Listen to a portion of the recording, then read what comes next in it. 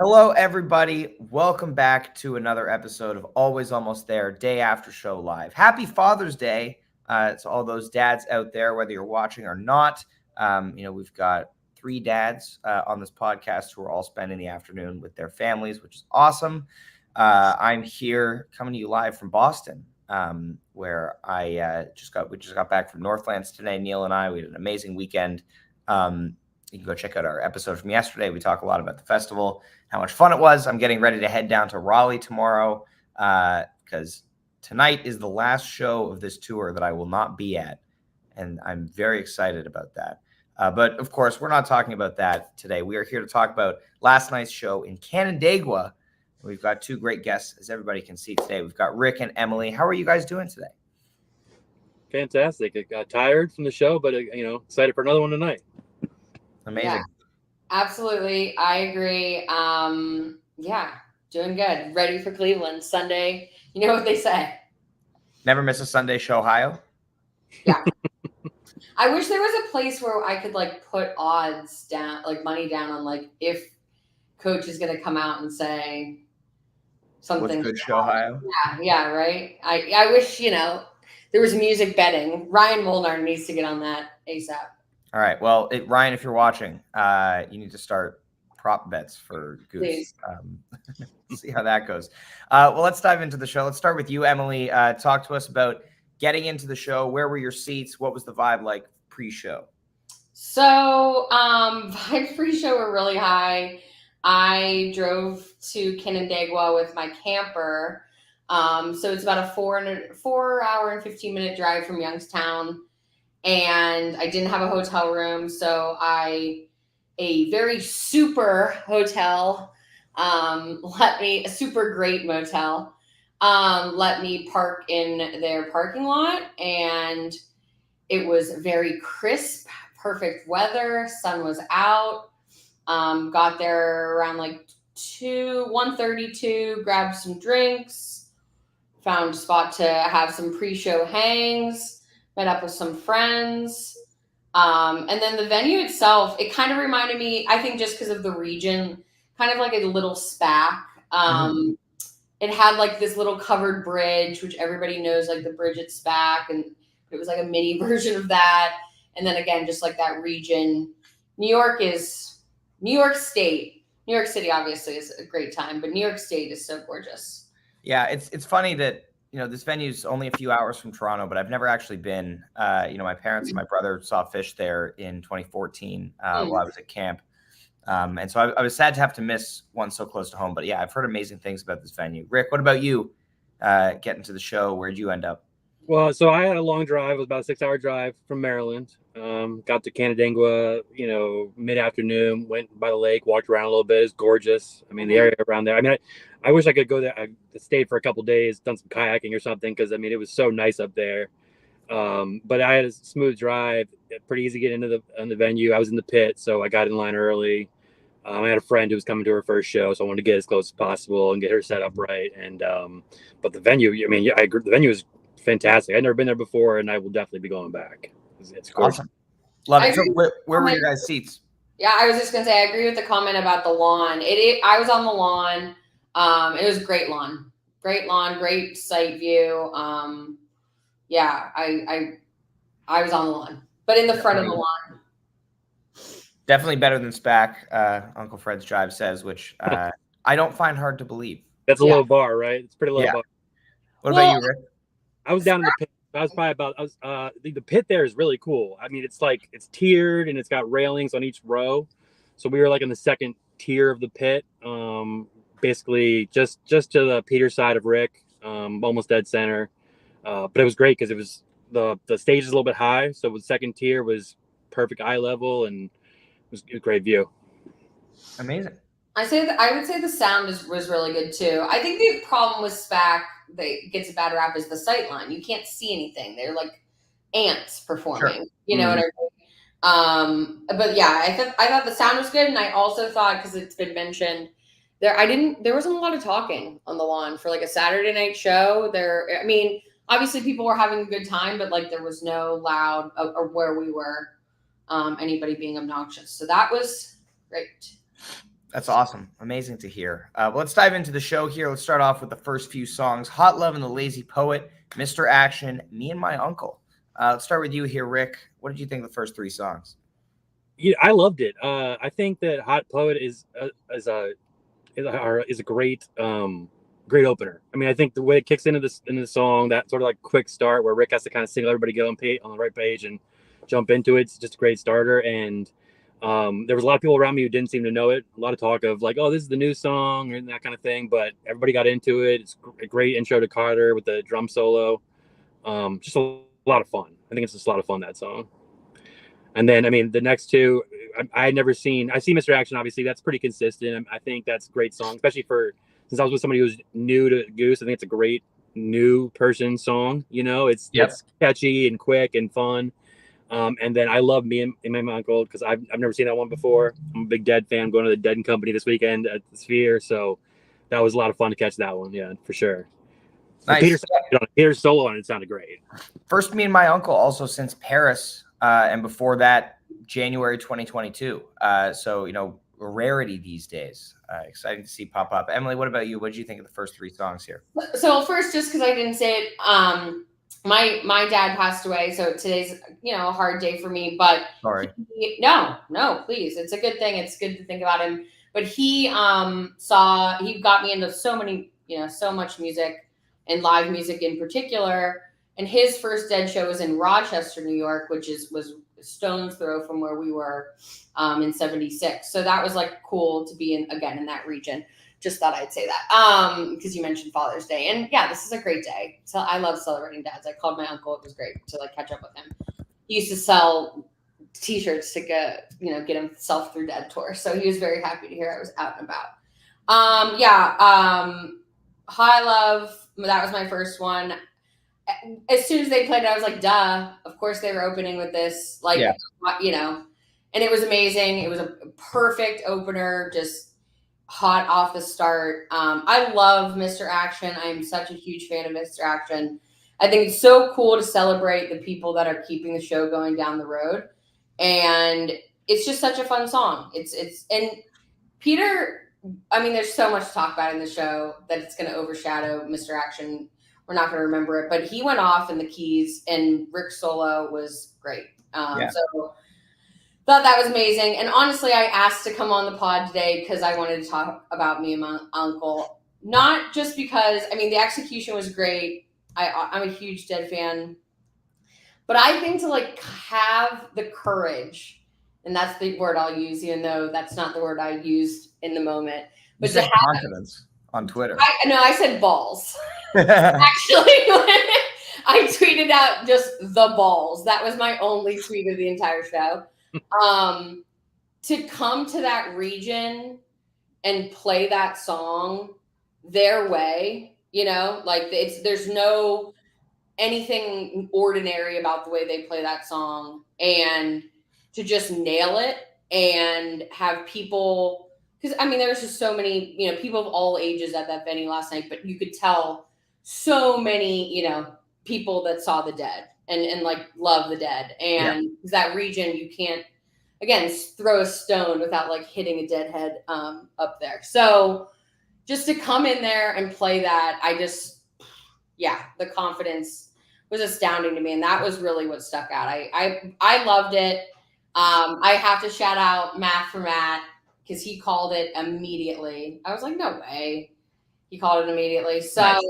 It was I thought a blast, a great summer song. Amazing. Yeah, no, this is definitely a really solid way to open the show. 3rd consecutive Hot Love to show up as an opener, even just in the last couple of weeks. So love this, especially after, they sound checked it on Friday and then didn't play it at Northlands. So glad to see it pop up. And then let's move on. We talk about Seeker's placement. This is where you want it, kind of mid first set, followed by first big jam of the night in Drive, and then So Ready to Close. Emily, let's throw it back to you. Let's dive into the first big jam of the night. So we wanted to hear I wanted to hear Drive as the opener. That's kind of how I was calling either Elizabeth or Drive for the opener. And I won't pass Seekers up. I love Seekers. They played Seekers 1 at my first show, which was the 10-30-21 where they split them up. So I know them originally as like 2 songs, right? And I know how Ryan feels about Seekers One.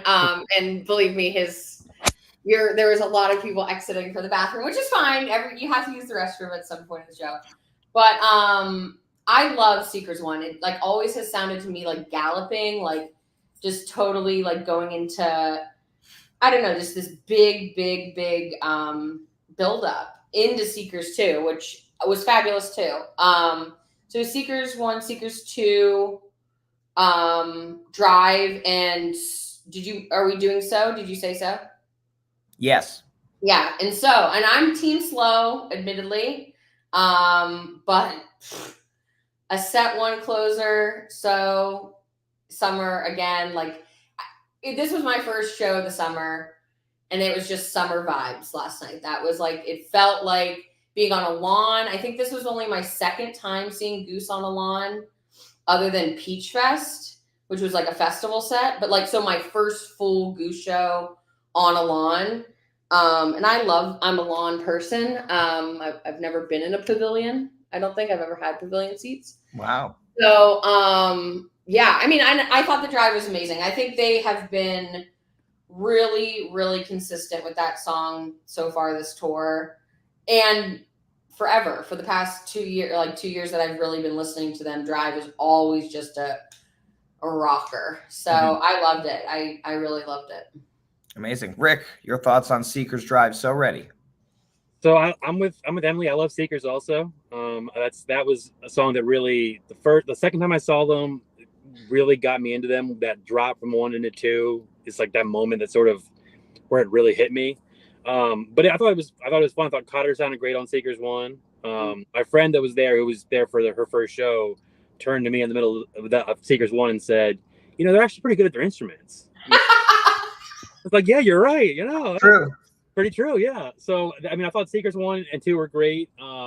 Drive was a lot of fun. That was the first use of the night of the fog machines, which have been talked about a lot. But I loved it on Drive because it was just one big blast at the beginning of the song, and then that was it. And it wasn't like filling up the jam. I loved the jam sort of kind of walking the line between like dark and bliss and just kind of giving you a little bit of everything. I could have listened to 10 more minutes of it. It sort of ended abruptly.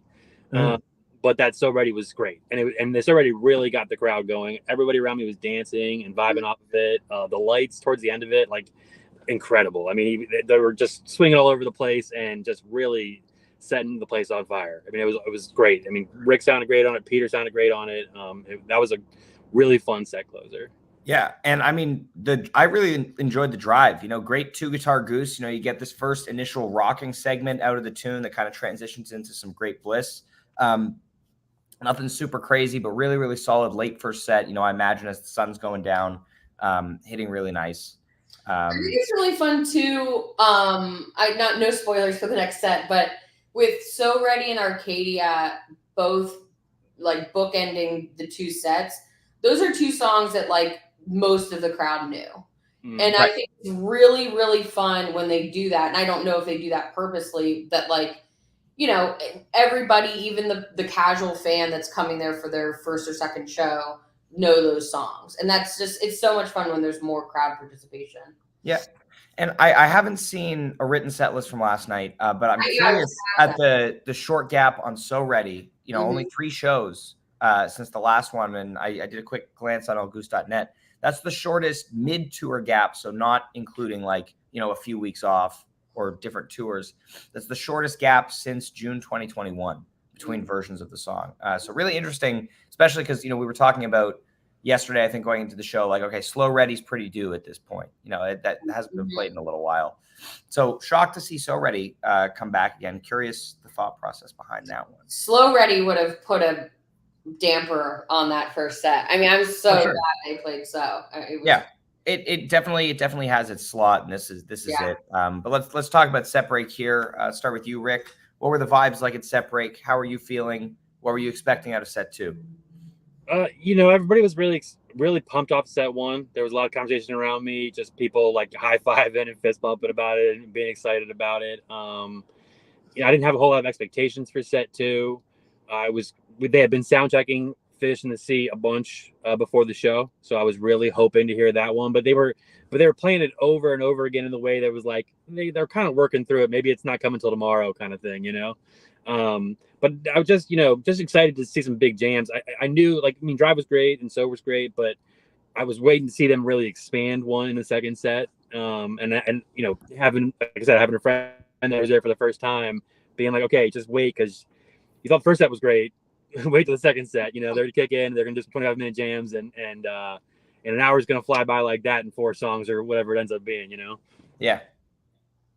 And I mean, yeah, they crushed the second set. Anyway, Emily, your set break. Yeah, it was dark. It got cold. It was really cold by that point. I want to say like got down to 55. I'll echo my friend Jong saying, you never know what to expect with the second set. I never know what to expect with Goose in the second set. I really don't. I echo Rick. I wanted like definitely some jams. And I wanted some Evil Goose, and I think they definitely delivered on both. So, And I was ready to see the lights. That's one thing with an outdoor venue, right? Is like, the lights aren't as much as part of it in the first set. But yeah, I think Getty did a great job. As he does. So let's dive into set 2 here. We kick things off with the first Fish in the Sea since Europe. First one with Cotter. Love to see that come back, and a pretty hefty tumble. So both great and a great way to start the set. Let's start with you, Rick. What did you think of Fish in the Sea and Tumble? Well, I think Fish is just great cover. I mean, I think it might be their best cover. I think it's a cover that feels like a Goose song. It feels like it could be one of theirs. I thought the first one with Cotter, like, he really sounded great on this one. Like, he kind of drove some of the jam a little bit, and the crowd was I was a little bit almost shocked a little bit how into it the crowd was, considering it's cover and whatever it might be. But I thought they sounded fantastic on it. The lights were great. It kind of got dim. There was a part where the stage went black, and then the fog machines hit again, and it picked back up and built back into the jam. And I think that was a lot of fun. And then the tumble, I mean, I almost don't have words for it. The tumble was fantastic. I mean, it went a bunch of different places, and it had a bunch of different feels to it, and the interplay between Rick and Peter were really good, and some of the stuff between Trevor and Cotter was great. I thought everybody kind of shined on that tumble jam. Yeah. Emily, your thoughts on Fish in the Sea and Tumble? I loved Fish in the Sea. They played that at my first show, so I did think it was a Goose song. And I loved it. I don't remember it from my first show, and it's not one of those songs that I like click into nugs and I'm like, oh, I gotta listen to a Fish in the Sea, because obviously they don't play it that much. But it's not like, oh, I gotta get my fix with it. But I loved it. I let it just kind of take me, and I love that when you're at a show and it's like, oh, I've been meaning to kind of dig into this song, like, let me just do it live right now in the moment. And it was great. It was an amazing version. It really, really, really set the tone for the second set. I will say I am just smitten with No California right now. So that, I think, is like my favorite. I mean, State of the Art. Aren't we all? Yeah, right? I know. Yeah. State of the Art, I think, has always been one of my like go-to answers of like, I think they play that better than My Morning Jacket. No offense to Yim. I know. But I know. But I loved Fish in the Sea. I thought it was great. Tumble was amazing. I threw out is this a still tumble at one point. It went everywhere, and I felt like it never got boring, not even once. There was no down spots anywhere in it. When it left kind of the song and went into part, like, what is it, type 2, and I just loved it. I loved every minute of it. I loved the bliss, like, towards the end. It was gorgeous. I think, that's the one thing I wanted to say. Trevor's bass in this, wasn't he doing? Yeah, he was doing like the Yeti bass line. It almost sounded like it at the beginning. Like it sounded like Yeti was like trying to like come Get out. it? Yeah. You know what I mean? Yeah, Trevor's really been crushing tumbles so far this year, and this one is amazing. Super high energy. 20, 21 minutes or so. Yeah, awesome stuff. We did also see the return of that, the B flat modulation into the jam for the first time with Cotter, which is interesting. Just having that initial funk section, and then Rick kind of being like, "All right, here we go." Now we're gonna get out there a little more. And then coming out of that, I was pretty much expecting Redbird to be next. This song was pretty due, and this was the right slot for it. This is my personal jam of the night. The Redbird, I thought it got into some really amazing places, really cool progressions, and just that full band jamming that we've been seeing this year. Redbird has really lent itself to some great improv so far this year. There's not a version that's not worth your time so far here. But let's throw it back to you, Emily, on this Redbird. Yeah, I had to throw out a shush.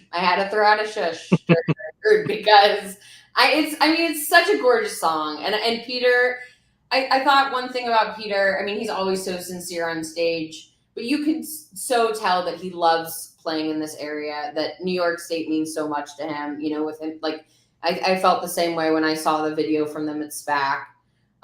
You could tell he spent a lot of time in in that area, kind of when he was younger. And I don't know, his voice sounded so nice last night.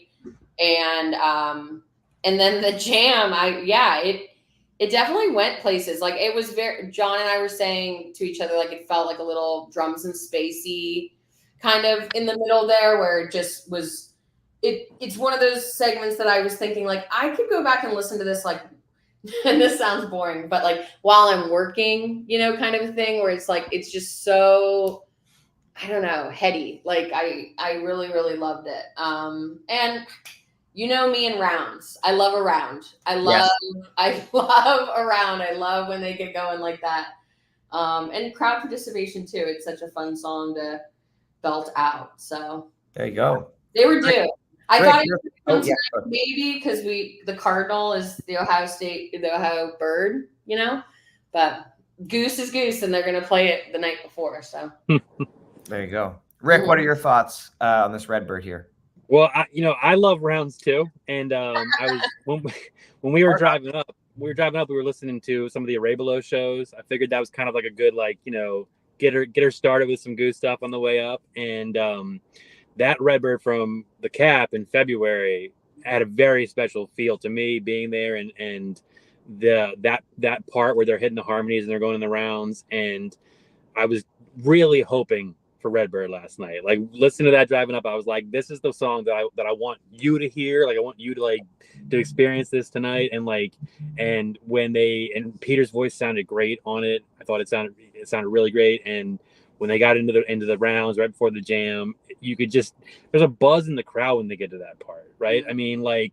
And I love looking around and watching different people in the crowd singing different parts, right? Like, some people are singing Peter's part, some people are singing Rick's part, and everyone's into it and vibing off of it. And then to go into the jam, and the jam really did go places. It was so different from the tumble, but felt like a good companion to it. Like, it was like a perfect follow up to it. And I loved everything about the sound of it. I thought, I know I said his name a bunch, but I thought Cotter was great on it. I thought Trevor has sounded amazing all night. I thought he was, turned up and really well in the mix, and driving a lot of the jams, and having more of an impact than I remember having him at the shows I've been to in the past, or at least what I'm, with my ears, what I'm hearing, but I thought it was great. Yeah. The whole jam really, and for this one, to me, it was a perfect length. It was like, it did exactly what I wanted it to do, and when it ended, I was like, that was perfect. It was just right. And then you get one of the best second set cool down tunes. You get 726, first time with Cotter, really crushed it, and an Arcadia to close the set. Let's go back to you, Rick. What did you think of this 726 Arcadia pairing here? I thought it was great. The 726 was perfect after Redbird, and you're right. It might be the best second set cool down song. It flowed right out of it naturally, and definitely it was like a cool down song that didn't slow down the vibe at all. Like, nobody was less into it than they were 2 minutes before that. Yep. Quick, short, but sounded beautiful. And then I can't wait to listen to the Arcadia again because I really like this Arcadia. There was something just different about it, and it felt a tiny bit slower and just a little bit vibier, and I loved it. It was short, but on the shorter side, but packed a lot of punch. Bless you. Thank you. The allergies aren't gone yet. What did you think here of 726 Arcadia, Emily? I love 726. Vickers made a comment on Twitter about it not getting played enough, but I think it's very obviously a summer song. You're not going to play 726 in the fall and the winter. You know what I mean? You're going to play it. I mean, they do, but but it's not going to be the same. it hits better in the summer. It hits way different. And so yeah, I smelled it a mile away. And it was perfect placement. I also saw somebody, I forget who it was on Twitter, said like they felt it was maybe a little rushed. But I agree with what Rick said about like the timing of the Redbird. I feel like all three of those, Redbird, 726, and Arcadia, were all perfectly timed. I think they all did what they needed to do. I didn't feel like it was rushed in the moment. I do think there's 726s that maybe they do it a little slower or something, or maybe add a little bit more to it at the end. But I thought it was perfect, and I loved the Arcadia, and it's just so fun to end with a song that everybody knows, or most people know, and if they don't know it, it's obviously a very catchy song, and they're able to kind of catch on towards the end. So I thought they killed it. They absolutely killed it. I was very, very impressed, and I really didn't know what they were going to do with an encore. I